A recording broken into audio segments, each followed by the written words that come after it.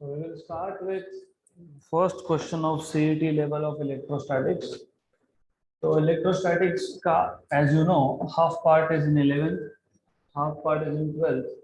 Electrostatics part 1 11 में था point charges और part 2 Gauss law and its application and capacitors. ये part 2 में है. तो हम part 1 से start करेंगे. We will start with part 1.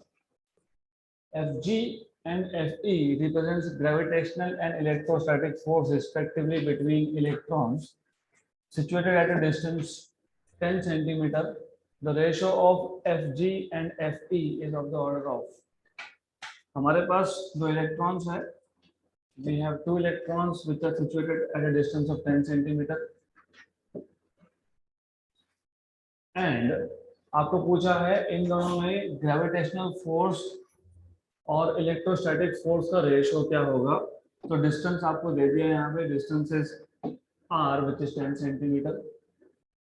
So you must know gravitational force is equal to g m1 m2 upon r square, right? m1 m2 mass of electron का square. तो ये जो क्वेश्चन आपको सॉल्व करना है तो पहले आपको दोनों चीजें पता होनी चाहिए. इलेक्ट्रॉन पे चार्ज है -e एंड -e. ये ग्रेविटेशनल फोर्स है. सिमिलरली इलेक्ट्रोस्टैटिक फोर्स निकालोगे. Electrostatic force will be equal to 1/4 pi epsilon 0 q1 into q2 upon r square. क्योंकि ये इलेक्ट्रॉन है तो एक काम करो, पहले डिवाइड कर दो. रेशियो चाहिए था तो divide these two. Gravitational force upon electrostatic force equal to g m1 m2 upon r square upon 1/4 pi epsilon 0 q1 q2 upon r square.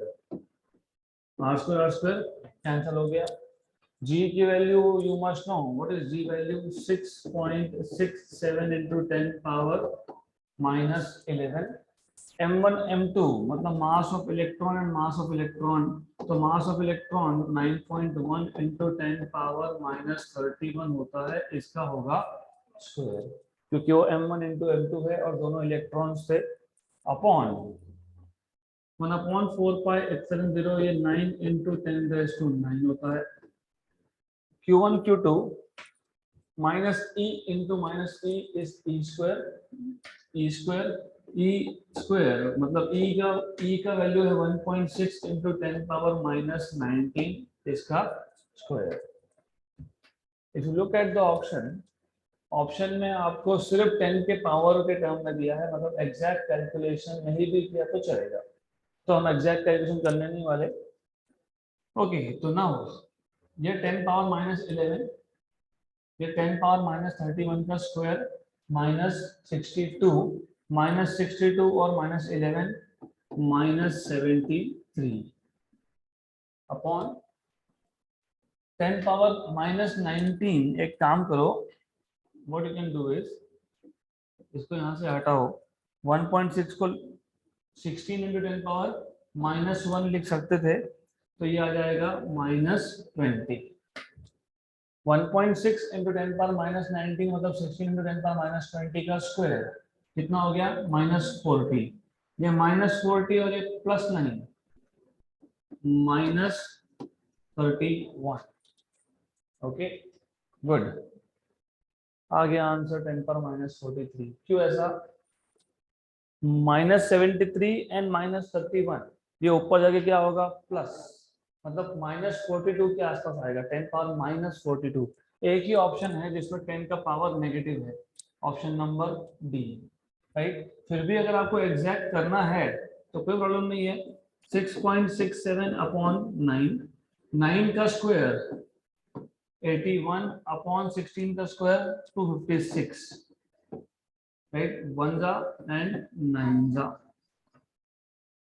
9 into 6.6. एक काम करो, इसको रफली आप मान लो 6.5 into 9 या तो फिर 6 into 10. 6 into 10 भी किया तो डजंट मैटर. 6 into 10 अगर कर लिया आपने 60. what is 9 6 54. रफली 55 बना लो इसको. 55 अप्रोक्सीमेटली अपॉन 256। 50 का टेबल पता है, 55 जा 51 जा 55 जा इंटू 10 पावर -13 ऊपर गया तो कितना आ गया था -42, करेक्ट। 1/5 कितना होता है 0.2 इंटू 10 पावर -42, मतलब 2 इंटू 10 पावर -43 आ गया 10 पावर -43, ऑप्शन नंबर डी। वापस क्वेश्चन समझ लो, हमारे पास दो इलेक्ट्रॉन है, दोनों इलेक्ट्रॉन का डिस्टेंस कितना है 10 सेंटीमीटर, उसकी जरूरत पड़ी नहीं क्योंकि r² हो गया कैंसल। हमको पूछा है ग्रेविटेशनल फोर्स और इलेक्ट्रोस्टैटिक फोर्स का रेशियो क्या है, तो gravitational force is g m1 m2 upon r², electrostatic force is 1/4 pi epsilon 0 q1 q2 by r²। इन दोनों को डिवाइड कर दोगे तो r² हो जाएगा कैंसल। g की value 6.67 into 10 power minus 11, m1 m2 mass of electron into mass of electron is mass of electron का स्क्वायर, राइट। तो मास ऑफ इलेक्ट्रॉन कितना होता है 9.1 into 10 power minus 31 उसका स्क्वायर 1/4 पाई एप्सिलॉन 0 की वैल्यू होती है 9 into 10 power 9। q1 q2 charge on electron minus e into minus e is e square, e की वैल्यू कितनी 1.6 into 10 power minus 19, मैंने क्या लिखा 16 into 10 power minus 20 उसका स्क्वायर। इसको सॉल्व करो and you will get 2 into 10 power minus 43। Next question,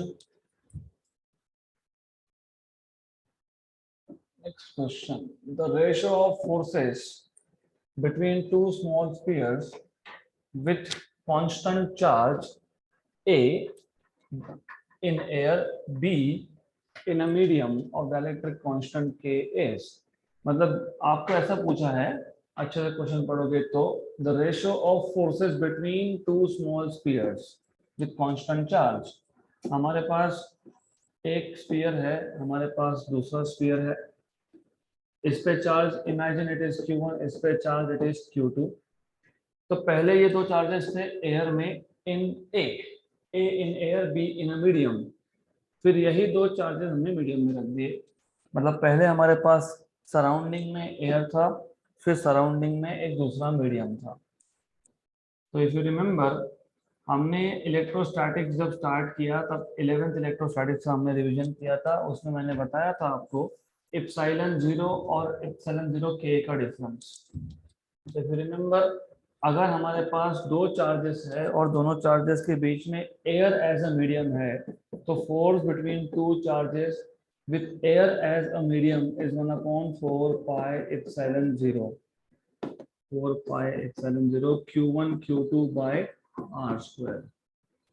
and when जब आप उन्हीं दो चार्जेस को सेम डिस्टेंस पे है सिर्फ एक दूसरे मीडियम में रख देते हो, मतलब चार्जेस के बीच में देयर इज सम मीडियम, तो इस केस में force between two charges in medium ये होता है आपके पास 1/4 pi epsilon 0 k, where k is dielectric constant q1 q2 by r²।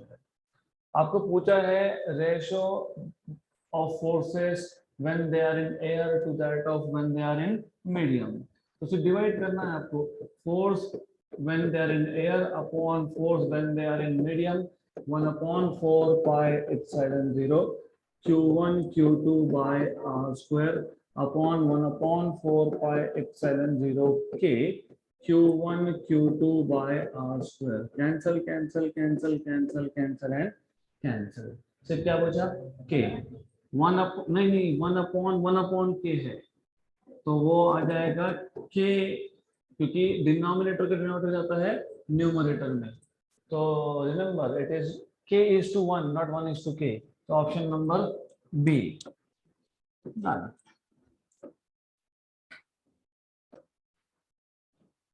Okay, so let's move to next question.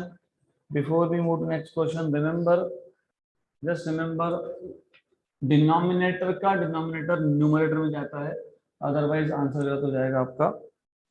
अगला question, question number 3, a total charge q is broken into two parts q1 and q2। हमारे पास एक charge है capital Q मान लो, इसके हमने दो pieces कर दिए Q1 and Q2 and they are placed at a distance r from each other.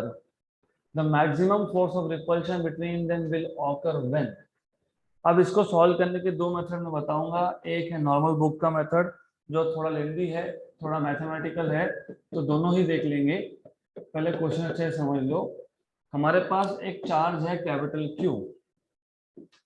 इस कैपिटल Q चार्ज के हमने दो पीसेस कर दिए, तो इसके दो पीसेस कर दिए, ये हो गया एक पीस, और एक दूसरा टुकड़ा कर दिया, वो आ गया यहाँ पे। देन आगे बोला है they are placed at a distance r, मतलब डिस्टेंस इन दोनों का फिक्स कर दिया, इन दोनों का डिस्टेंस हो गया r। अब इसको भूल जाओ क्योंकि ये कैपिटल Q चार्ज अब हमारे काम का नहीं है, तो this is capital Q which is of no use now, बाद में देखेंगे। तो ये Q के हो गए दो पीसेस, एक हो गया Q1, एक हो गया Q2, राइट। डिस्टेंस दोनों में है r। आगे बोला है the maximum force of repulsion between them will occur when. Okay, तो दोनों में मैक्सिमम फोर्स ऑफ रिपल्शन कब होगा? जब Q2 की वैल्यू Q by R आएगी, Q1 की value Q minus Q by R आएगी, Q2 की वैल्यू Q by 4, Q1 की value Q minus 2 Q by 3, Q2 Q by 4, Q1 3 Q by 4, Q1 Q2 by 2 and Q2 also Q2 by 2। अब इस question को यहाँ पे ये question समझोगे तो ग्रेविटेशन में सेम क्वेश्चन आता है। यहाँ पे चार्ज के दो पीसेस किए, वहां पे मास के दो पीसेस करोगे। ग्रेविटेशनल फोर्स और इलेक्ट्रोस्टैटिक फोर्स लगभग सेम है। वहां पे Q1, यहाँ पे Q1 Q2 by R square है, वहां पे M1 M2 by R square है। गुड, तो पहले इसके पीछे का मैथमेटिक्स समझ लेते हैं। तो ऐसा है, सपोज मेरे पास एक फंक्शन है एंड आई एम एक्सपेक्टिंग कि अभी आपको पता है what do you mean by a function. What is the meaning of a function? Function मतलब एफ ऑफ एक्स, मतलब हमारे पास y is equal to F of x है। For example you can have y equal to X, ये भी function of x है। y equal to x square plus 2x plus 3, ये भी फंक्शन ऑफ एक्स है। y equal to sine X, ये भी function of x है। y equal to sine square x, ये भी फंक्शन ऑफ एक्स है। y equal to e raise to 3x 4x 10x, जो भी होगा, मतलब y equal to something of x, this is function of x। अब जब हम फंक्शन को प्लॉट करते हैं, अलग अलग फंक्शन अलग अलग दिखते हैं। जैसे y इक्वल टू एक्स बोला तो it is a straight line passing through origin. y equal to x square बोला, अगर y equal to x square अगर बोलोगे तो वो ऐसा दिखता है, राइट, करेक्ट। तो हमारे पास अलग अलग शेप के फंक्शन हो सकते हैं। इमेजिन मेरे पास एक फंक्शन ऐसा है। इस फंक्शन में क्या हो रहा है कि जैसे जैसे x की वैल्यू बढ़ाऊंगा y की वैल्यू बढ़ेगी। ओके, तो फंक्शन की वैल्यू बढ़ते बढ़ते बढ़ते एक मैक्सिमम पे आएगा, फिर वापस से कम होगा। गुड, मैंने मैक्सिमम क्यों लिया यहाँ पे? क्योंकि क्या बोला है, the maximum force of repulsion. उल्टा लेते तो भी, उल्टा मतलब वैल्यू कम होते जाएगी, कम होते जाएगी, मिनिमम होगी, फिर वापस बढ़ेगी। ऐसा भी फंक्शन हो सकता है। अब इररिस्पेक्टिव ऑफ फंक्शन कम से ज्यादा हो रहा है या ज्यादा से कम हो रहा है, उसको छोड़ दो। What do you understand is कि जिस पॉइंट पे फंक्शन की वैल्यू मैक्सिमम या मिनिमम होती है, अगर मैं वहां पे टेंजेंट ड्रॉ करता हूं, if I draw tangent at the point of maximum और मिनिमम, राइट, ये जो टेंजेंट है ये एक्स एक्सिस को पैरेलल है, राइट। और आपको पता होना चाहिए slope of a line parallel to x axis is 0। क्यों? क्योंकि स्लोप कैसे निकालते हो? दो पॉइंट लेते हो, कोई भी दो पॉइंट लोगे, ये बोलोगे ये x1 है और इसको बोलोगे ये x2 है। यहाँ पे ये y1 भी है और ये y2 भी है, तो y1 equal to y2। Slope कैसे फाइंड करते हो? दो तीन तरीके हैं स्लोप फाइंड करने के। एक y2 minus y1 upon x2 minus x1, y1 y2 equal तो 0, स्लोप इज 0। या फिर स्लोप आप ऐसा भी फाइंड करते हो, tan theta, where theta is angle made by line with respect to x axis। अगर लाइन x axis से पैरेलल है तो एंगल कितना है? 0। What is tan 0? 0, करेक्ट। अब दिस इज इंपॉर्टेंट। तो अगर आप एक फंक्शन प्लॉट कर रहे हो, फंक्शन के मैक्सिमम या मिनिमम पे जो टेंजेंट ड्रॉ करोगे उसका स्लोप क्या आएगा? 0। Slope of line parallel to x axis is 0। Now imagine इन्होंने बोला है फोर्स ऑफ रिपल्शन मैक्सिमम होना चाहिए, करेक्ट? तो हमने क्या किया, हमारे पास जो y एक्सिस है, y एक्सिस को हटा के यहाँ पे लिख दिया फोर्स, क्योंकि क्या चेंज होगा? फोर्स। कौन वेरिएबल है? फोर्स। यहाँ पे वेरिएबल कौन था? y, correct? Force y and x, y and x, y and x कब लिखते हो? जब x चेंज हो रहा है तो y चेंज हो रहा है। For example y equal to 3x plus 2। अगर मैं x की वैल्यू चेंज करता हूँ तो y की वैल्यू चेंज होगी। तो एक एक्सिस पे y, एक एक्सिस पे x।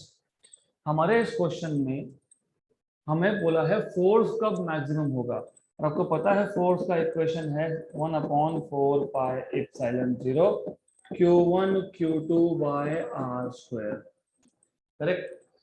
देन आपको ये भी पता है कि capital Q is equal to Q1 plus Q2। Then question अगर आपने पढ़ा होगा अच्छे से तो उन्होंने बोला एट अ डिस्टेंस r, मतलब डिस्टेंस को कर दिया कांस्टेंट, मतलब अब ये भी कांस्टेंट और ये भी कांस्टेंट, राइट? मेरे पास अगर इमेजिन 10 कूलम का चार्ज था तो मैं 10 कूलम के टुकड़े कैसे करूंगा? 1 and 9, 2 and 8, 3 and 7, 4 and 6, 5 and 5, मतलब Q1 Q2 दोनों चेंज हो रहा है, लेकिन अल्टीमेटली 1 एंड 9, 1 प्लस 9 तो 10 ही है, 2 एंड 8, 2 प्लस 8 भी 10 है, 3 7 वो भी 10 है। मतलब अब प्रॉब्लम क्या था कि यहाँ पे दो दो वेरिएबल आ गए, दोनों चाहिए, एक ही चाहिए। एक वेरिएबल चाहिए तो क्या करोगे? बहुत सिंपल सा काम करोगे, आप इस इक्वेशन को लिखोगे Q2 equal to Q minus Q1, और ये Q2 यहाँ सब्सटीट्यूट कर दोगे।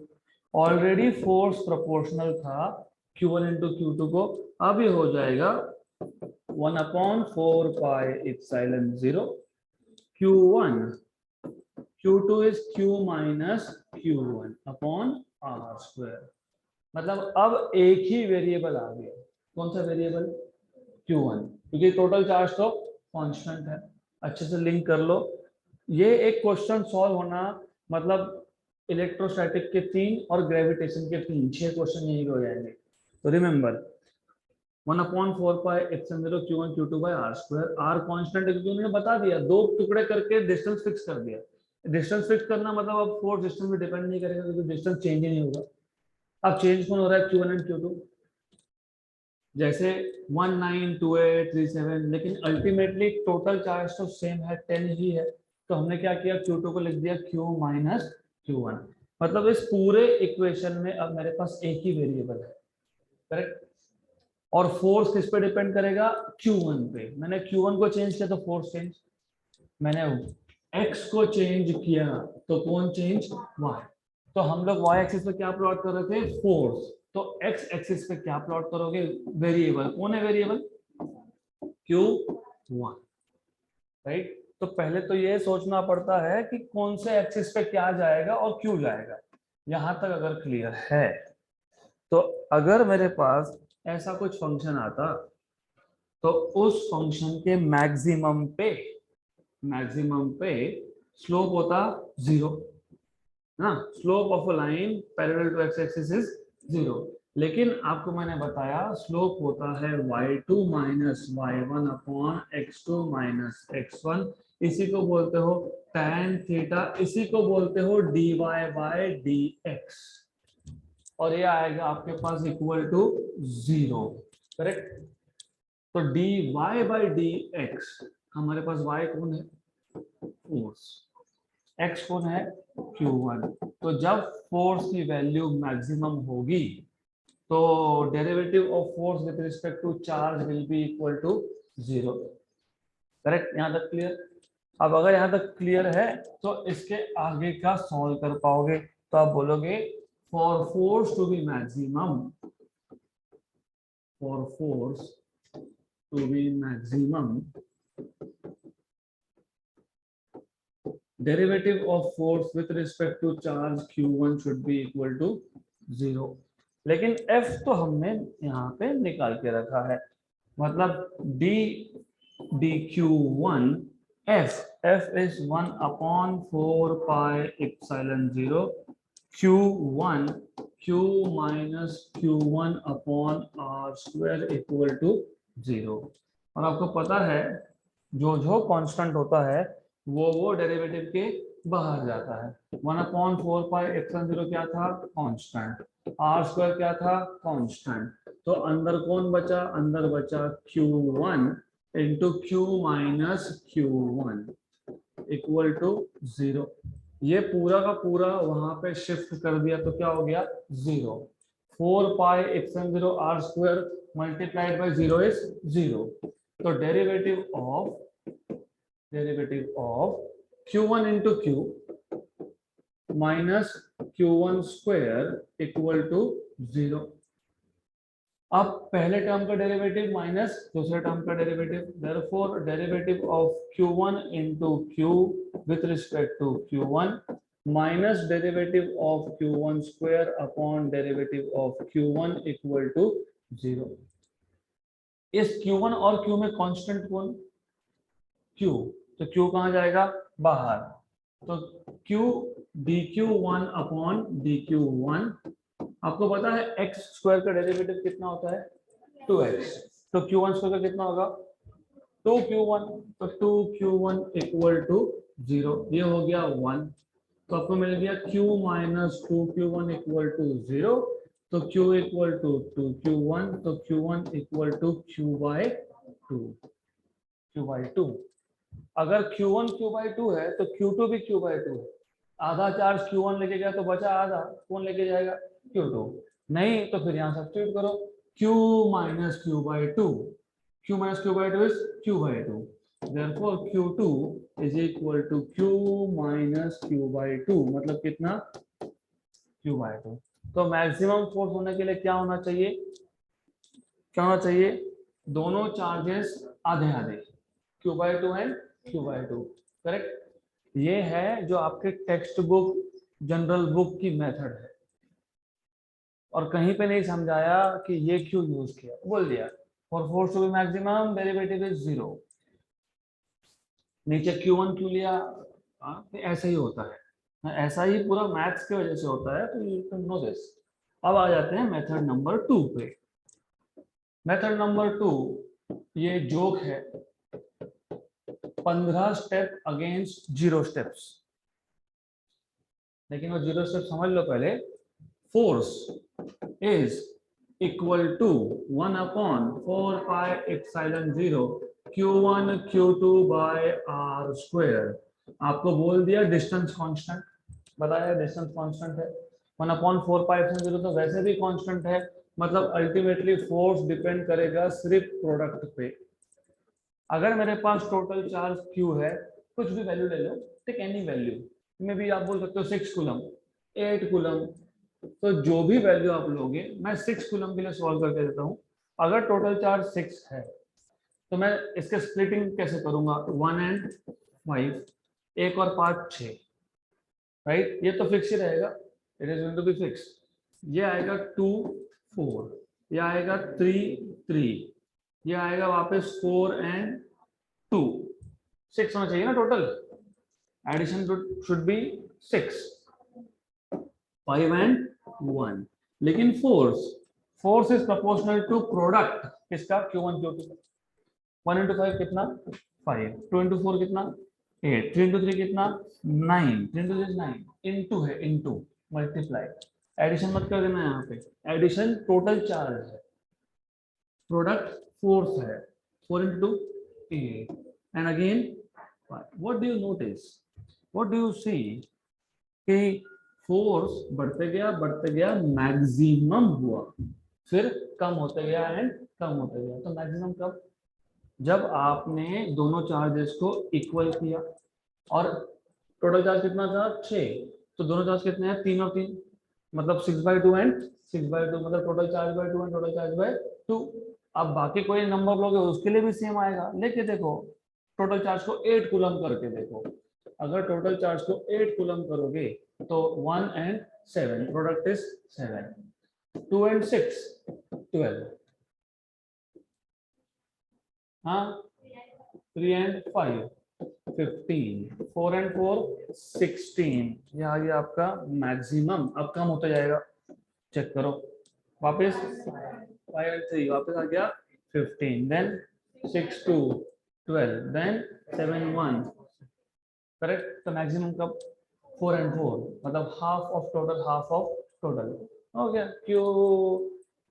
Q1 equal to Q/2, Q2 equal to Q/2। अब सेम क्वेश्चन ग्रेविटेशन में था, same same exactly same. A mass capital M is split up into two masses M1 and M2, then the maximum force of attraction between the two masses for a fixed distance r will be, तब होगा M1 equal to n/2, M2 equal to m/2, done। So this is how you are supposed to solve this question। Next question, three charges 4q, capital Q and small q are in a straight line in the position of 0, L/2 and L respectively. The resultant force on small q will be 0 if q equal to, तो पहले question समझ लो। हमारे पास तीन charges है, 4q, capital Q and small q straight line में है in the position of 0, L/2 and L respectively। Small q पे force को 0 होने के लिए कैपिटल Q की वैल्यू कितनी होनी चाहिए? तो first of all what we can do is, मैं एक स्ट्रेट लाइन ड्रॉ कर देता हूँ। यहाँ पे मैं तीन चार्जेस रख देता हूँ, एक है 4q, you have a 4q charge here, so this is 4q charge, then you have capital Q charge and then you have small q charge। और उनका पोजीशन ऐसा है कि ये है 0 पे, ये है L/2 पे, ये है L पे। दिस इज 4q, इसको बोल देता हूँ मैं चार्ज नंबर 1, इसको बोल देता हूँ charge number 2 which is basically capital Q, इसको बोलते हैं charge number 3 which is small q। तो डेफिनेटली समझ में आ गया होगा, पहले दो फर्स्ट एंड सेकंड चार्ज में डिस्टेंस है L/2, दूसरे और तीसरे में डिस्टेंस है L/2, पहले और तीसरे में डिस्टेंस है L, राइट। आपको पूछा है resultant force on small q should B 0। Resultant force, अगर आपको याद होगा principal of superposition, resultant force on 3 is force on 3 due to 1 plus force on 3 due to 2, right। ये फोर्स रिजल्टेंट है, इसको 0 होना है, this should be equal to 0। अब ये 0 कब होगा, डायरेक्शंस भी समझ लो। फोर्स किस पे एक्ट हो रहा है, 3 पे। कौन कौन एक्ट कर रहा है, 2 and 1। Force acting on 3, force acting on 3 due to 1 and force acting on 3 due to 2। Logically सोचोगे, अगर सारे के सारे चार्जेस पॉजिटिव होते, तो क्वेश्चन देखोगे माइनस माइनस भी आ रहा है यहाँ पे ऑप्शन में, अगर सारे पॉजिटिव होते तो force on 3 due to 2 will be from 2 to 3।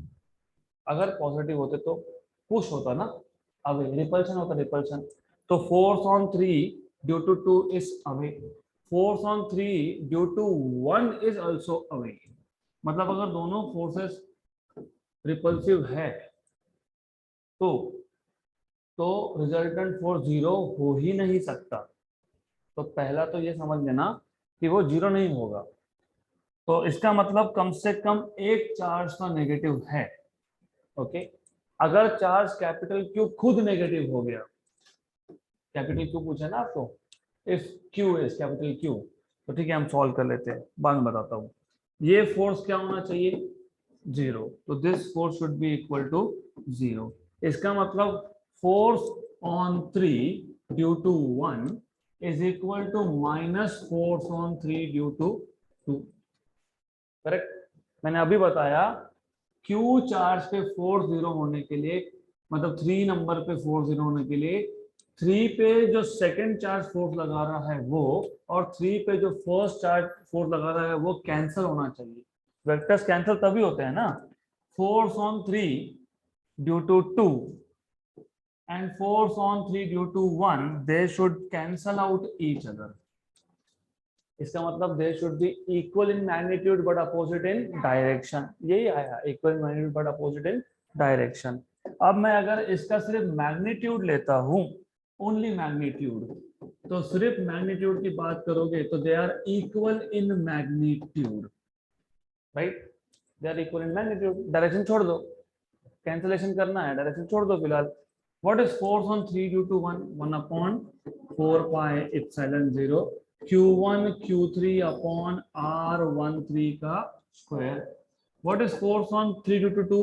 1/4 pi epsilon 0 Q2 Q3 upon R23 का स्क्वायर. इसमें से 1/4 pi epsilon 0 cancel and cancel, Q3 cancel and cancel, correct? तो बचा क्या हमारे पास आया? Q1 अपॉन R13 का square equal to Q2 upon R23 का स्क्वायर. Q1 कौन था? 4 क्यूब. R13 कितना है? L, तो L का स्क्वायर. Q2 कौन था? Capital Q. R23 L/2 का स्क्वायर. ये आ जाएगा 4Q upon L square equal to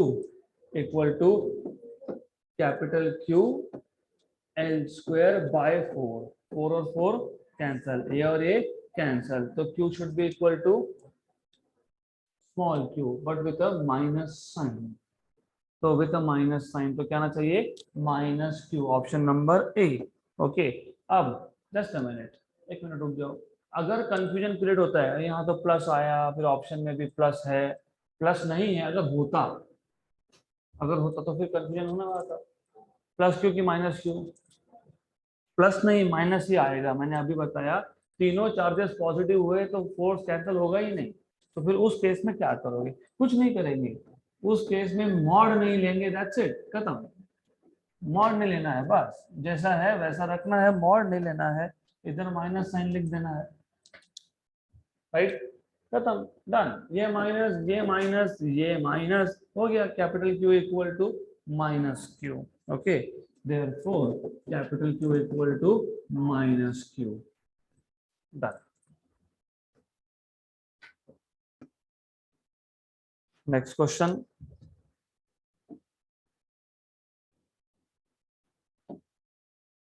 Two charges each of 1 coulomb are at a distance of 1 kilometer apart. दो चार्जेस है 1 किलोमीटर दूर है, तो force between them is. Very simple question. F equal to 1/4 pi epsilon 0 Q1 Q2 by R square. Simple. 1/4 pi epsilon 0 is 9 × 10⁹ Q1 Q2 दोनों 1 coulomb है, तो 1 and 1. Distance कितना है? 1 किलोमीटर. 1 किलोमीटर मतलब कितना मीटर? 10⁻3. इसका क्या आएगा? स्क्वायर. तो 9 × 10 पावर 9 और नीचे 10 पावर 6, तो कितना आ गया? 10 पावर 3. तो 9 × 10 पावर 3 न्यूटन. डन, खत्म. ऑप्शन नंबर ए. Next question.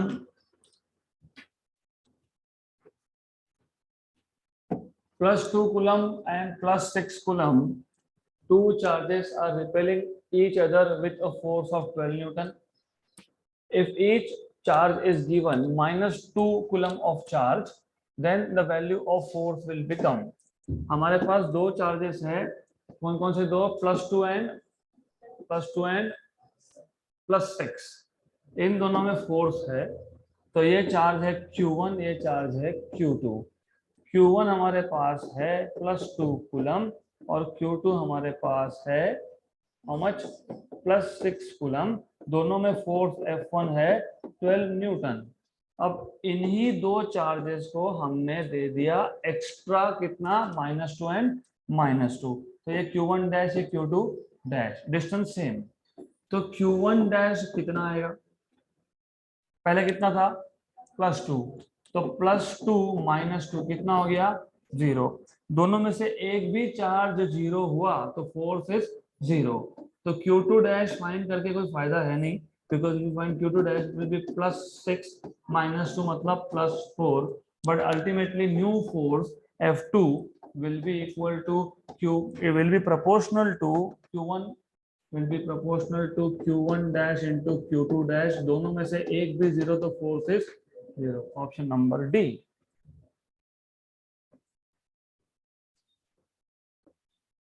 नेक्स्ट क्वेश्चन,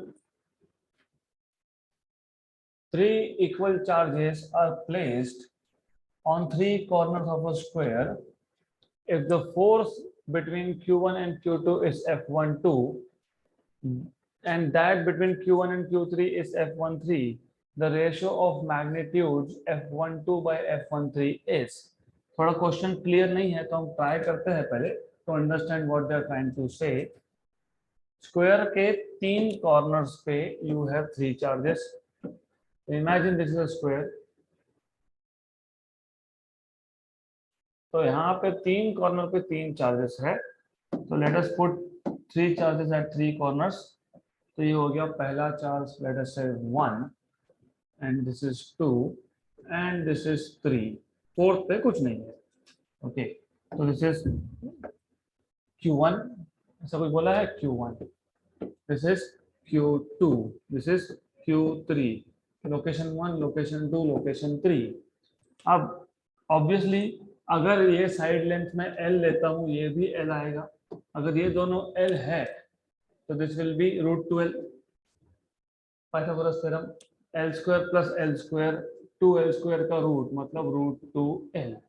अब आपको पूछा है, आपको बताया है force between 1 and 2 is F12, force between 1 and 3 is F13। तो दोनों का रेशियो कितना? सिंपल सिंपल सिंपल, रेशियो कितना? 3 इक्वल चार्जेस। इक्वल मतलब ये भी Q और ये भी Q और ये भी Q, करेक्ट। तो फोर्स आपको पता है, force is proportional to Q1 into Q2 by R²। अब जब मैं फोर्स बिटवीन 1 and 2 निकालूंगा, force between 1 and 2 will be 1/4 pi epsilon 0 Q1 Q2 by R12 square, right? R12, 1 और 2 में डिस्टेंस कितना? L, और चार्जेस क्या है? सेम। तो force F12 will be 1/4 pi epsilon 0 Q1 is Q, Q2 is Q, Q² upon L²। Force between 1 and 3 will be 1/4 pi epsilon 0 Q1 Q3 by R13 square, 1/4 pi epsilon 0 Q1 is Q, Q3 is Q, तो Q² R1 and 3 √2L का square, √2L का square divide कर दो। आपको क्या पूछा है? F12 by F13। तो F12 अपॉन F13 ये आएगा 1/4 pi epsilon 0, 1/4 pi epsilon 0 Q² by L² अपॉन 1/4 pi epsilon 0 Q² by 2L²। √2L का square 2L², cancel cancel cancel cancel cancel and cancel, 1/1/2 मतलब 2। Option number B. Next question, ABC is right angle triangle in which AB side is 3 centimeter, BC side is 4 centimeter। तो right angle triangle तो AC होगा 5 centimeter। Angle ABC is pi/2। 3 charges plus 15 plus 12 and minus 20 ESU। अभी ESU is some unit of charge, okay। तो doesn't matter, coulomb नहीं है, ESU है, fine. जैसे हम स्मॉल मासेस को AMU में मेजर करते हैं, पता ना, एटॉमिक मास यूनिट, वैसे ही ESU चेक करो, what is the full form of ESU। Small charges को आप ESU में मेजर करते हो। They are placed on A, B and C side, the force acting on B is. B पे कितना फोर्स एक्ट हो रहा है ऐसा पूछा है। सिंपल क्वेश्चन है, हमारे पास राइट एंगल ट्राइंगल है, we have a right angle triangle something like this. AB ये साइड कितना था? 3, BC कितना था 4, तो AC कितना आएगा 5, और एंगल ABC इज 90 डिग्री। आगे बोला है 3 charges, 3 charge at A is +15, यहाँ पे +15 है, यहाँ पे +12 है, और यहाँ पे -20 है, राइट। तो ऐसा है, first of all you need to understand कि चार्जेस एक नेगेटिव है, नेगेटिव चार्ज होना मतलब फोर्स का डायरेक्शन चेक करना पड़ेगा। You have one charge which is +15 +12 -20। आगे बोला है the force acting on B is, force acting on B. तो अगर आपको प्रिंसिपल ऑफ सुपरपोजिशन याद है, force on B is force on B due to A plus force on B due to सी। क्योंकि ये वेक्टर है तो डायरेक्टली ऐड नहीं कर सकते ना, आप नहीं बोल सकते डायरेक्टली एफ बी ए निकालो और एफ बी सी निकालो और ऐड कर दो, you can not do this. तो हमको देखना पड़ता है direction of the forces. B और ए दोनों है पॉजिटिव पॉजिटिव, इसका मतलब क्या होगा, रिपल्शन।